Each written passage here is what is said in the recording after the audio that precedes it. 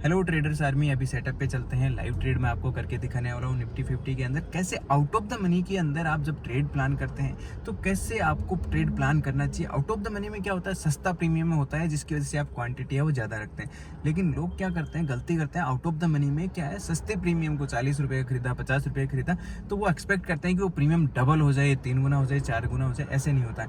Out of the money में छोटा stop loss 3 से 4 रुपये का प्लान करते हैं और 10 से 15 रुपये का आप उसमें टारगेट एक्सेप्ट करते हैं। और ट्रेड है वो तभी प्लान करना चाहिए जब आपका अच्छे से वैल्यू एरिया, चाहे वो ट्रेंड लाइन वैल्यू एरिया हो, चाहे ट्रेंड चैनल वैल्यू एरिया हो या सपोर्ट रेसिस्टेंस वैल्यू एरिया हो, जब भी वो अच्छे से ब्रेक करे या रिवर्सल करे तभी आपको प्लान करना चाहिए। कभी भी स्कैल्पिंग में 2 से ज़्यादा ट्रेड प्लान नहीं करना चाहिए। सबसे इंपॉर्टेंट पार्ट ट्रेडिंग का क्या होता है, आपको हमेशा एक चीज़ याद रखनी चाहिए कि आप ट्रेडिंग कैसे करते हैं वो इंपॉर्टेंट नहीं है, आपकी पोजिशन साइज और दूसरी चीज आपका मनी मैनेजमेंट, मतलब रिस्क मैनेजमेंट बहुत स्ट्रांग होना चाहिए। ये इंपॉर्टेंट है क्योंकि आपकी जब भी आप ट्रेड करते हैं तो डरने नहीं चाहिए। और डरोगे क्यों नहीं, उसका एक तरीका है, आप नहीं डरें, पोजीशन साइज अपने कंट्रोल में रखें, ठीक है। और हेजिंग करते हैं तो हेजिंग तो आपको पता ही है पूरे दिन चलती रहती है। और अगर आपको चार्ट नहीं भी देखना आता, आप ट्रेड नहीं भी देख रहे हैं तो भी हेजिंग में है वो कंट्रोल किया जा सकता है। हेजिंग में अगर आप कोई गलती भी कर देते हैं तो मार्केट वो माफ कर देता है, लेकिन स्कैल्पिंग में आपकी क्वांटिटी साइज, आपकी मतलब पोजीशन साइज आपके कंट्रोल में होनी चाहिए। चलो एंजॉय करते हैं, ज़्यादा मैं आपको बोर नहीं करने वाला लाइव स्कैल्प ट्रेड को। चलो, मार्केट अभी ओपन होने वाला है, 9:12 हो गए हैं। ये वैल्यू एरियाज मैंने पहले डिफाइन कर रखे हैं। वैल्यू एरियाज से भी ज़्यादा इम्पोर्टेंट चीज़ पता मार्केट में क्या होती है, हमेशा ये चीज़ हमेशा ध्यान रखना। वैल्यू एरिया से ज़्यादा इम्पोर्टेंट होती है आप किस तरीके से ट्रेड करते हैं, आपका पोजीशन साइज है वो किस तरीके से रहता है। दूसरा, आपका ट्रेड करते टाइम अगर आप फियर में रहते हैं, लालच में रहते हैं, वो सब चीज़ें नहीं होनी चाहिए। आपके रूल्स हैं उसको फॉलो करना बहुत इंपॉर्टेंट होता है। बाकी सब चीज़ें नहीं भी हैं तो चलेगा, लेकिन जो आपका रिस्क मैनेजमेंट है और पोजीशन साइज आपकी सही है तो ये सारे तरीके से आप किसी भी वैल्यू एरिया पे ट्रेड करेंगे तो आपको प्रॉफिट है उसके विन होने के चांसेस बहुत ज़्यादा रहते हैं। सिंपली मैं हर बार आपको बताता रहता हूँ कि लर्निंग पे हमेशा आपको फोकस करना चाहिए। शुरुआती स्टेज में आपको ट्रेडिंग में कभी भी फोकस नहीं करना चाहिए कि आप पैसा कमाएं या जल्दी से करोड़पति बनना है। आपको शुरुआत में जितना अच्छे से लर्निंग करेंगे, मार्केट में पैसे की कोई कमी नहीं है, आपको पैसा एट द एंड मिलने वाला है। और सारे लिंक्स हैं वो आपको यूट्यूब पर है, वो सारे हर चीज़ का लिंक है वो मिल जाएगा। जैसे आप अभी यूट्यूब चैनल पे जाएंगे, यूट्यूब सर्च करेंगे, ठीक है, ऊपर ही ऊपर आ गया। आप यहाँ पे मोर लिंक्स पे क्लिक करेंगे तो आपको यहाँ पर सारे लिंक्स हैं वो अवेलेबल है। इंस्टाग्राम का अकाउंट ओपन का, और आपको सीखने के लिए एप्लीकेशन का, ये पेड है, ठीक है। वेबसाइट का लिंक आपको मिल जाएगा, फेसबुक का। पर्सनली आपको टेलीग्राम पे डाउट पूछना है तो ये रहा, टेलीग्राम पे अपडेट के लिए टेलीग्राम का चैनल का लिंक है। ऑफलाइन सीखने के लिए गूगल मैप का लिंक्स है, ठीक है। तो सारी है आपको डिटेल्स है वो यहाँ पे प्रोवाइड की गई है। सबसे इम्पोर्टेंट आपको फोकस कहाँ पे करना है वो मैं आपको बता देता हूँ। मार्केट तो ओपन हो जाने दो आराम से। ट्रेड विद विकास जैसे ही आप सर्च करोगे आ जाएगा, ट्रेड विद विकास सर्च करोगे ऊपर ही ऊपर वेबसाइट आ जाएगी ट्रेड विद विकास। जैसे ही आप क्लिक करोगे ये आपके पास वेबसाइट आ जाएगी, ठीक है।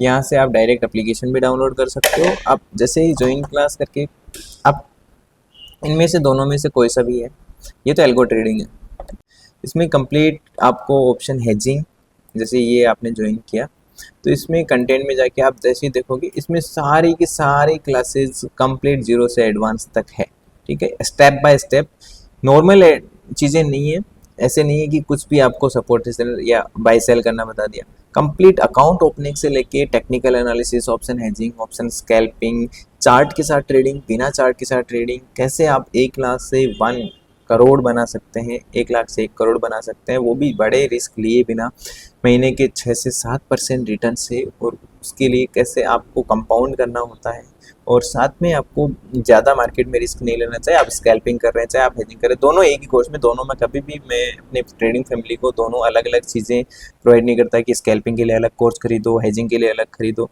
ये कोई मेरा जो 2022 का स्टूडेंट है तो उसको पता होगा कि मेरी जो फीस है वो 60,000 हुआ करती थी। लेकिन फिर मैंने अपनी ज़मीन में, मतलब अपने पैरों में झांक के देखा कि आपके जब फ़ोन आते थे कि इतनी फ़ीस अफोर्ड करके हम कभी भी क्लासेस नहीं, और लोग कम फीस के चक्कर में मिसगाइड कर रहे थे, ठीक है। तो इसमें है बिल्कुल फ्री नहीं किया जा सकता किसी चीज़ को। बिल्कुल फ्री का मतलब होता है कि आप उस पे फोकस ही नहीं करते, क्योंकि पूरा नॉलेज तो ऑलरेडी यूट्यूब पे दुनिया भर का पड़ा है। लोग उसको फोकस ही नहीं करते क्योंकि वो स्टेप बाय स्टेप है। और इसमें सारी क्लासेस जब आप देखोगे तो ऑप्शन हेजिंग, ऑप्शन स्कैल्पिंग, बिना चार्ट की ट्रेडिंग कैसे आप कर सकते हैं, एवरीथिंग इसके अंदर है। आई थिंक आपको फिर कहीं भी स्टॉक मार्केट सीखने की जरूरत नहीं पड़ेगी, तो कहीं से भी ए टू जेड है। ठीक है, मार्केट ओपन हो गया होगा, कैप अप ओपन हुआ है, इस रेंज में ओपन हुआ है। अब स्कैल्पिंग करेंगे, ये लेवल्स 15 मिनट में है अपन। मैं यहाँ पे 1 मिनट का चार्ट यहाँ लगा हुआ है ऑलरेडी। वैल्यू एरिया बनेगा, मुझे कोई जल्दबाजी नहीं है ट्रेड लेने की, बिल्कुल भी जल्दबाजी नहीं है। जैसे वैल्यू एरिया डिफाइन होगा मैं है आपको लाइव स्कैल्प अभी आपके सामने करने वाला हूँ, जैसे वैल्यू एरिया डिफाइन होगा। ठीक है, पर्टिकुलर वैल्यू एरिया बनेगा तभी अपन ट्रेड प्लान करेंगे, नहीं तो नहीं करेंगे। स्कैल्पिंग में हमेशा एक चीज़ याद रखो, आपको ज़्यादा से ज़्यादा 2 से ज़्यादा ट्रेड तो कभी प्लान करना ही नहीं चाहिए दिन में। अगर 2 एसएल हो गया या 2 टारगेट हो गया, बस बंद कर दो। पहले में ही टारगेट हो गया, बंद कर दो, फिर उस प्रॉफिट को मार्केट से लड़ाई झगड़े करके ख़त्म मत करो। ठीक है, पानी पिला दो।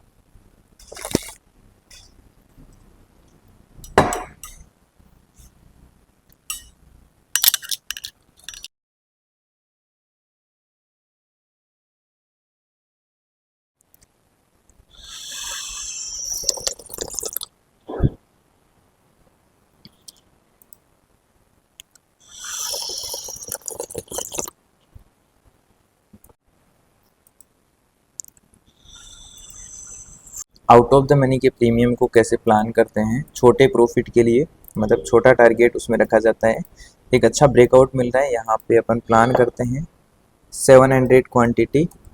ठीक है, सेम कैंडल के एसएल के साथ प्लान करेंगे।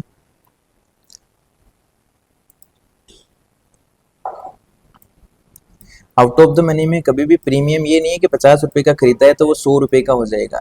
2-4 रुपये का एसएल रखा जाता है और 8 से 10 रुपये का प्रॉफिट रखा जाता है। कभी भी ये मत सोचना कि ये प्रीमियम डबल हो जाएगा, वो किस्मत है आपकी होगी। तो आउट ऑफ द मनी में छोटा एसएल बड़ा टारगेट प्लान करते हैं। ठीक है, 4700 स्पाइक में एग्जिट करेंगे। ठीक है, 5600, ठीक है, 8000 एग्जिट करेंगे। बस स्पाइक में एग्जिट कर रहे हैं अपन 7000, डन। 6700, ये लो। अब ऊपर कितना भी ये प्रीमियम जाए उसका नहीं है, कोई मतलब नहीं है अपन को। बस ये होता है out of the money plan. कभी भी ये मत सोचो कि ये प्रीमियम डबल हो जाता है मेरा।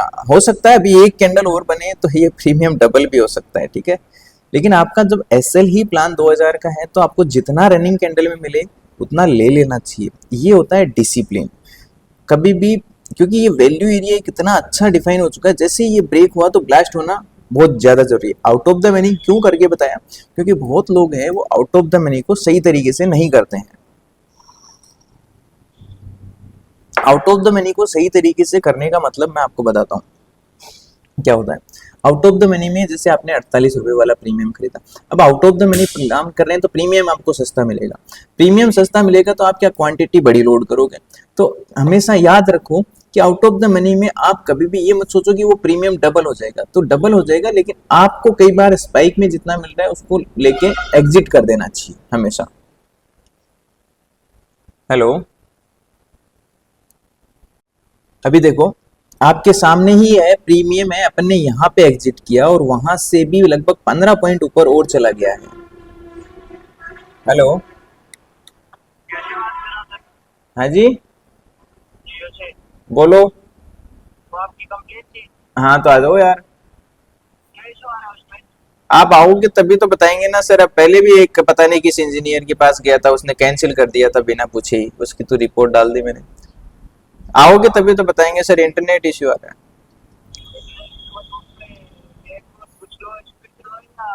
कनेक्ट ही नहीं हो रहा, कनेक्ट ही नहीं हो रहा। व्हाट्सएप कर दो, मैं डाल देता हूँ। ठीक। हेलो, जी जी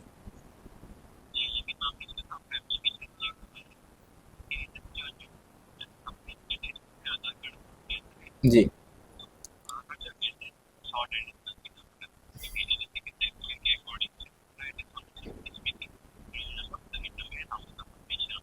ओके।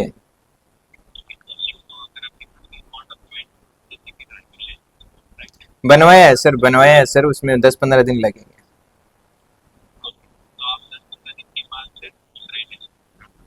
जी जी जी।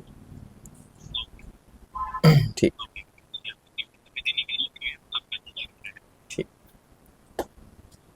ये देखो, out of the money plan करते हैं, मतलब आप सेम कैंडल का एसएल ले लेते हैं, मतलब आउट ऑफ द मनी सस्ता प्रीमियम है, ज्यादा बड़ा एसएल ले नहीं सकते, क्योंकि इसमें क्या है कि प्रीमियम डीके बहुत फास्ट होता है। तो आप 4-5 पॉइंट का एसएल प्लान करते हैं। सिंपल सा एक चीज हमेशा ध्यान रखो, इसमें बड़ा टारगेट भी नहीं मिलता है। ये बड़ा ब्रेकआउट हुआ, आपको हो सकता है यहाँ पे 30-40 पॉइंट दिखे, लेकिन हमेशा 10 से 12 पॉइंट से ज्यादा टारगेट मत करो। अपन ने अभी लगभग 10-12 पॉइंट ही कैच किए हैं। इसमें बड़े प्रॉफिट आप हमेशा ये दिमाग में रखते हैं कि ये 50 रुपए का खरीदा 100 रुपए का हो जाएगा, और आप 100 रुपए, अब ये मान लीजिए 80-82 रुपए तक गया, आप वेट कर रहे हैं 100 रुपए का एक कैंडल बना, सारा सारा का सारा रिवर्स हो जाएगा। आप फोकस करो आउट ऑफ द मनी कैसे प्लान किया जाता है। आउट ऑफ द मनी में हमेशा टारगेट छोटे रखे जाते हैं, एसएल छोटे रखे जाते हैं, मोमेंट कैच किया जाता है। मैं सभी को ये सजेस्ट करता हूँ, कभी भी आउट ऑफ द मनी को आप प्लान ही मत करो ऑप्शन बाइंग में, ये ध्यान रखना। ये मैंने प्लान इसलिए करके बताया कि जब अच्छा ब्रेकआउट आता है तो मोमेंट मिलता है आउट ऑफ द मनी में, लेकिन हमेशा ये चीज ध्यान रखना कि आउट ऑफ द मनी में वैसे आप टारगेट नहीं कर सकते जैसे एटीएम की स्ट्राइक पे अपन 20-20, 30-30 पॉइंट के प्रॉफिट के टारगेट करते हैं। तो वो चीजें कभी प्लान मत करना। क्या समझे इसमें? आउट ऑफ द मनी में छोटा एसएल, छोटा टारगेट। कभी भी इसमें 10-10, 20-20, 30-30 पॉइंट के एसएल नहीं रखे जाते हैं। इसमें छोटा एसएल रखा जाता है 4-5 पॉइंट का, और बड़ा टारगेट 20-30 पॉइंट का नहीं रखा जाता, 10 से 15 पॉइंट का टारगेट रखा जाता है। कई बार तो आपको 7-8 पॉइंट में भी निकलना पड़ता है। और मार्केट में ये आपके साथ हमेशा होता है। अगर आपने यहाँ नहीं निकला, आपको नहीं पता, आपने सोचा सर आपने यहाँ तक है वो बुक नहीं किया, वरना तो आप 15,000 बुक कर लेते, 20,000 बुक कर लेते। भैया एक चीज सुनो, मुझे नहीं पता ना कि ये यहाँ से रिवर्स करेगा या यहाँ तक जाके रिवर्स करेगा, ये किसी को नहीं पता है। समझ गए आप? लेकिन आप ना, जो आदमी यहाँ एग्जिट नहीं करेगा वो कंफर्म है कि वो यहाँ भी एग्जिट नहीं करेगा, मतलब वो कहीं एग्जिट नहीं करेगा, वो करेगा यहाँ पे लॉस में exit. You want running candle profit option scalping, ये ध्यान रखना। आई होप आपको अच्छी लर्निंग मिली होगी। और ये मोमेंटम कैच करना, out of the money plan क्यों किया मैंने वो आपको बता दिया कि आउट ऑफ द मनी में कभी भी एट द मनी या एक स्ट्राइक इन द मनी जो प्लान करते हैं वैसे प्लान नहीं करते आउट ऑफ द मनी में। आउट ऑफ द मनी में छोटे एसएल एंड छोटे टारगेट है। अगर एसएल हिट हो गया, और कभी भी एक दिन में 2 से ज्यादा ट्रेड प्लान ना करें। ये सारी चीजें हैं वो आपको पता होना चाहिए। फोकस करें कि आप हेजिंग करें, और हमेशा एक चीज और नोटिस करना, कभी भी रिस्क मैनेजमेंट को फॉलो किए बिना ट्रेड प्लान मत करना, नहीं तो गड़बड़ हो जाएगी। ज्यादा बोर नहीं करूंगा आप लोगों को, बस एक आउट ऑफ द मनी में आज मैंने आपको एक बार पहले भी करके दिखाया था, एक्सपायरी थी निफ्टी की तब भी। आज भी मैंने आउट ऑफ द मनी की, बिना एक्सपायरी के भी आउट ऑफ द मनी कैसे प्लान करते हैं। एक अच्छा वैल्यू एरिया जब बन जाता है और उसका जब ब्रेकआउट आता है तो बहुत स्ट्रॉन्ग आता है, और वो ब्रेकआउट आता है तो कितना ब्रेकआउट का कितना आपको टारगेट अचीव मिल सकता है। जहां से वो वैल्यू एरिया चलना शुरू हुआ था वहां तक आपको टारगेट मिला। ये देखो, यहाँ से चलना शुरू हुआ था वैल्यू एरिया, नीचे तक कंटिन्यूस किया, जैसे ब्रेक हुआ वहीं तक टारगेट, लेकिन आप वहां तक टारगेट बुक नहीं करेंगे। कभी भी आपको नहीं पता कि वहां तक पूरा जाएगा या नहीं जाएगा। मैंने यहाँ पे एग्जिट इसलिए कर दिया, यहाँ पर मैंने एग्जिट इसलिए कर दिया क्योंकि ये पहला एक वैल्यू एरिया था जहां से मार्केट रिजेक्ट हो सकता था। यहाँ से थोड़ा सा रिजेक्ट हुआ, फिर ब्लस्ट कर गया, और पूरा का पूरा मार्केट है वहां पर वापस आ गया। तो इस बात को हमेशा फॉलो रखें। ये सारी चीजें रिस्क, इसमें ये इंपॉर्टेंट नहीं कि वैल्यू एरिया को ब्रेक कैसे किए, ये इंपॉर्टेंट है कि आपके पोजीशन साइज, आपका रिस्क मैनेजमेंट, ये सारी चीजें ज्यादा इंपॉर्टेंट है। ये हमेशा ध्यान रखना है। ये अगर इंपॉर्टेंट है तो आपका ओवर ट्रेडिंग नहीं होना चाहिए। आपने जो प्रॉफिट कर लिया उसके बाद कोई ट्रेड नहीं होना चाहिए, और 2 से ज्यादा ट्रेड प्लान ना करें, और हमेशा फोकस करें सही पोजीशन साइज, सही रिस्क मैनेजमेंट, और हमेशा ओवर हाउप में ना रहें कि 50 वाला प्रीमियम 100, 200, 300 का हो जाएगा। छोटा एसएल और आपका डिसेंट प्रॉफिट टारगेट। आपने 2-3 हज़ार एसएल प्लान किया है, 5-6 हज़ार, 7 हज़ार रनिंग में जितना मिल रहा है ले एंड एग्जिट करो, और सिस्टम बंद करो एंड जाओ। अभी मैं जाने वाला हूँ शादी में, ठीक है। और सारी की सारी लर्निंग पे फोकस करो। और लर्निंग पे फोकस के लिए हमेशा आपको मार्केट को पैसा देने से अच्छा है कि आप खुद के दूसरे के एक्सपीरियंस से सीखें। अरे हाँ, वीडियो के नीचे कमेंट और लाइक कर देना ताकि अच्छे लोगों तक जो मेहनत करना चाहते हैं, मेरा वीडियो उन्हीं लोगों तक जाना चाहिए जो लोग सच में मेहनत करके आगे बढ़ना चाहते हैं। किसी लाइक और कमेंट इसलिए करना ताकि जो लोग कॉल और टिप्स लेते हैं वहां तक पहुंचे, क्योंकि मेरे चैनल पे वही लोग रहेंगे जो कॉल और टिप्स नहीं लेना चाहते, खुद की मेहनत से खुद से सीख के आगे बढ़ना चाहते हैं। इसीलिए मैं सिखाता हूँ। किसी अगर आप लर्निंग कर लेते हैं, मैंने इतना क्लासेस में इतना डिटेल से आपको लर्निंग दिया है ऑप्शन स्कैल्पिंग एंड हेजिंग में, उसके बाद आपको दुनिया में कहीं भी किसी से लर्न करने की जरूरत नहीं पड़ेगी और कभी किसी से पूछने की जरूरत नहीं पड़ेगी कि मार्केट कहाँ जाएगा। एवरीथिंग डिसिप्लिन ट्रेडर बनना। तो ये मैं लाइक और कमेंट इसलिए बोल रहा हूँ ताकि उन लोगों तक पहुंचे जो कॉल और टिप्स लेते हैं। टिप्स हमेशा मार्केट में वेटर को मिलती है दुनिया में, और वही सक्सेस है। अगर आप मार्केट में टिप्स लोगे तो आप सक्सेस नहीं होगे। टिप्स वेटर के लिए बनी हुई है, ठीक है। तो वेटर जो भाई होता है उसको अपन टिप्स देते हैं तो उसको सक्सेस मिलती है। दैट्स गुड, ये एक अच्छी बात है। उसको ग्रोथ मिले, उसकी फैमिली को ग्रोथ मिले, ये एक अच्छी बात है। लेकिन आप मार्केट में टिप्स ढूंढ रहे हैं, दैट्स नॉट गुड। चलो, अच्छा लगता है कमेंट करना, मैं पढ़ूंगा। Thank you.